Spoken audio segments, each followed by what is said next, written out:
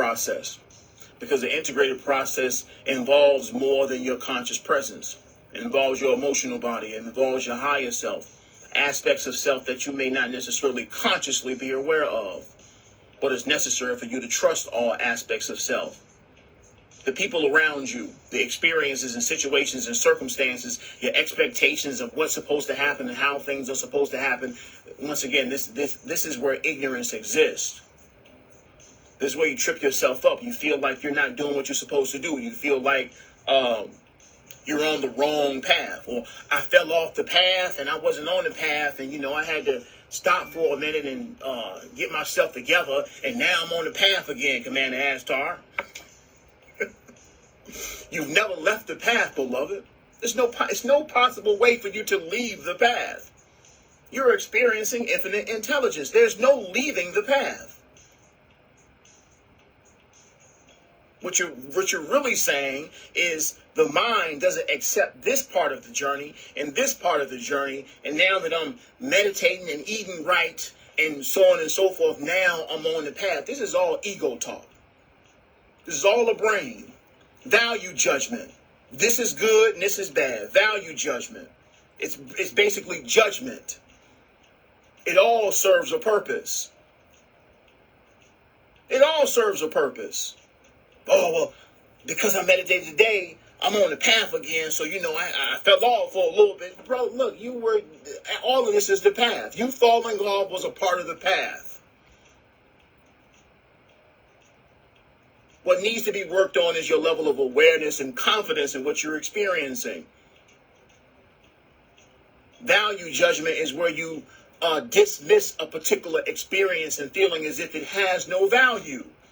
A person will say, oh, that was a waste of time. This was a waste of time. I shouldn't have met this person, and I did all that time. That was a waste of time. This is the ego in denial. Devaluing the experiences. You followed your heart into an experience, and when you didn't like it, the ego gonna label it as a waste.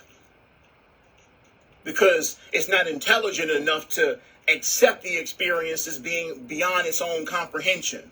You didn't understand the experience. That's what it was. It wasn't a waste. You just don't comprehend it as of yet. You don't comprehend what that was for, why you met that person, why you went down that path. You just don't understand. But once again, the ego is arrogant, so it feels as if, no, it couldn't be no value or intelligence in that, so I'll just label it as a waste. Just like they do with your own DNA, junk DNA, because it's not intelligent enough to accept the fact that it doesn't know everything. It's not intelligent enough to accept the fact that it doesn't know everything.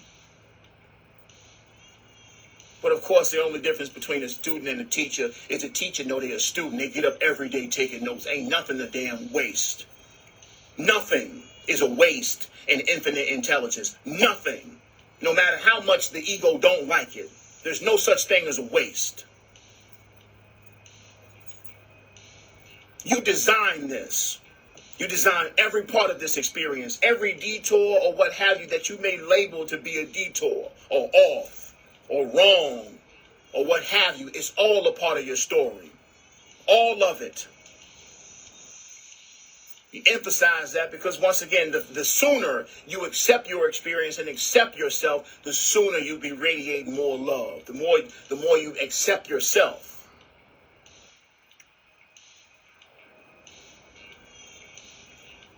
The more you accept yourself, the more you accept your experience, the more you accept yourself, the more you trust yourself. I don't make mistakes. I don't do accidents. I don't do coincidences. This is my experience. I wrote every chapter of this story. Every detail, from going to the corner store to losing my wallet, to losing my keys, to my family passing away, or my friend passing away, or me breaking up with my girlfriend or boyfriend or what have you. Every part of this story is your design. That's your writing. This is your production. The greatest story you ever told. The greatest story you ever told, and you telling it. But of course, you have to love yourself enough to accept that. You have to love yourself enough to accept that. You have to love yourself enough to accept that.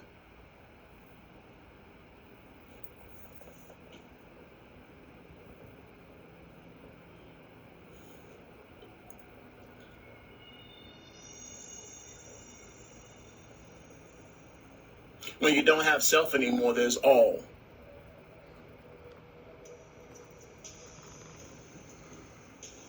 But the purpose of the experience of relativity is to embrace the self, to allow for honor, allow for a sense of presence, allow for a sense of unity.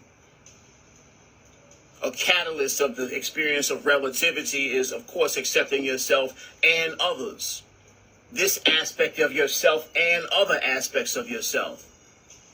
To attempt to step back from one's particular being all the way while you're in the experience, once again, it brings a sense of distortion, because the purpose of you being in a body is to be in a body.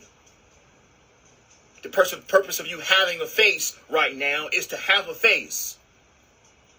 It's a paradox. Yes, there's the all, but once again, while you got a body and you got a face and you got arms and legs and a name and what have you, the purpose of being here is to be here.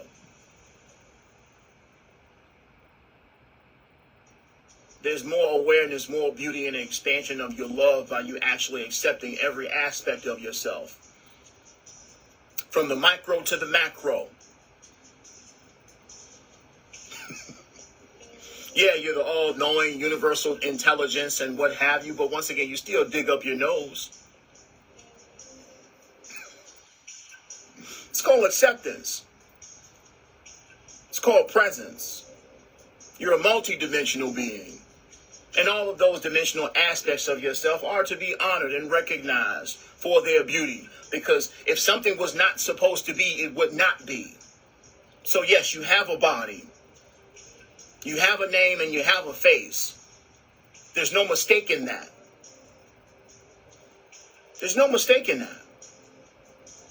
The ego may feel like, well, we have to release and let go of the body and let go of all it. And it's like, nah, once again, this is all us attempting to rationalize and value something beyond what's already present.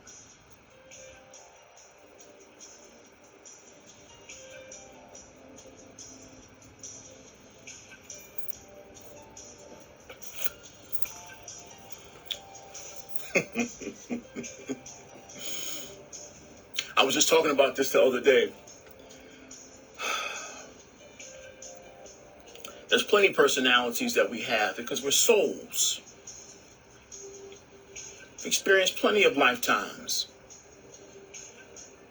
It's in my ability to identify myself beyond my apparent physical vehicle. Like, why you talking like that? Why you doing? It's like, look, beloved, I've been here 1 billion times already in 1 billion different configurations and lives with different vocal tones. So once again, when I speak to certain individuals, I'm assessing the energy, and I'm able to meet different reflections of self from their core. Because I've been here just that long. I've been in these bodies. I've been in this configuration. And I know in which the way in which I can effectively communicate with all these reflections of self, where they understand me and I understand them. Because I've been here before. These are all reflections of self. For me to feel as if, well, why are you not talking like a black man? And this. Beloved, look, I'm a soul. I'm God. What you mean? I've experienced all these lifetimes before. Why would I limit myself to this one particular configuration? This is just a vehicle. This is just dressing. Inside of there, inside of here, I've been all over the place. Billions and billions of lifetimes. I've been everywhere.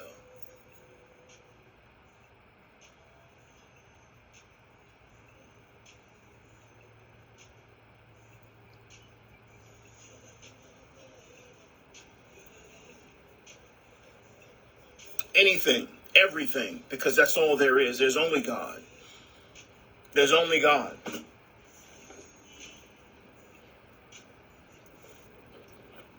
There's only God.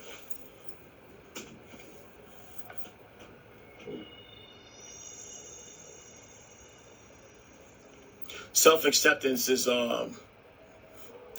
harder than it sounds. It sounds extremely simple, but to accept yourself requires a lot of self-love, a lot of personal connection, a lot of deep personal connection and reflection of an acknowledgement of all these aspects of yourself. It requires big work. Big work.